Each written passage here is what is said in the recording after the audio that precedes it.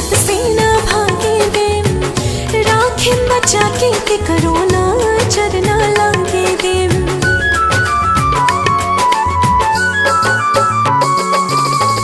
जिंदगी सवार देलू बहिया में आके, खुश बनी हम रानी तोहरा के पाके। बड़ो लाखों में सजान हमार तान मान धान, हम बानी तोहर चंदा तू चकोर बड़ा हो।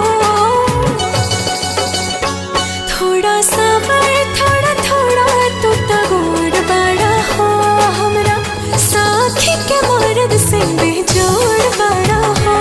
थोड़े सावर थोड़ा थोड़ा तू तगोर बारू हो हमरा।